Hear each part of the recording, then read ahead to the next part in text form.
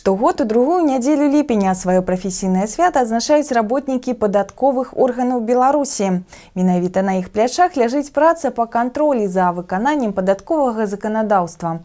Пра свае штодзённыя абавязкі нашаму тэлеканалу распавяла начальнік аддзела камеральных праверак інспекцыі Міністэрства па падатках і зборах Рэспублікі Беларусь па Шклоўскім раёне Святлана Анікіна.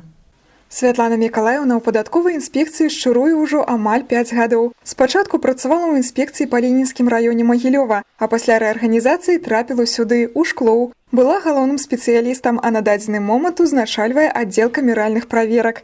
Камеральный контроль налоговых деклараций, сведений, информации, имеющихся в распоряжении налоговой инспекции, и в случае выявления каких-либо недочетов нашим отделом направляются уведомления на добровольную плату налогов, и плательщики в добровольном порядке их исполняют. Праца ў падатковых органах патрабуе адказнасці, сумленнасці і прафесіяналізму, а яшчэ уменне знаходзіць падыход да кожнага падаткаплательшчыка. Мы в основном проверяем наших плательщиков, не выходя из кабинета. То есть все проходит дистанционно.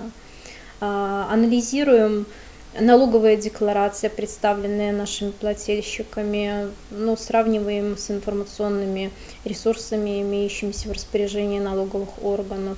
Приходят плательщики и на консультацию, также проводим и консультации по телефону. Падатковая сістэма ў нашай краіне удасканальваецца, і гераіня нашага сюжэту пастаянна сочыць за зменамі ў ёй і павышае свой прафесійны ўзровень. Такое развіццё добра адбіваецца на працы, што паспела ацаніць кіраўніцтва. Это очень инициативный работник.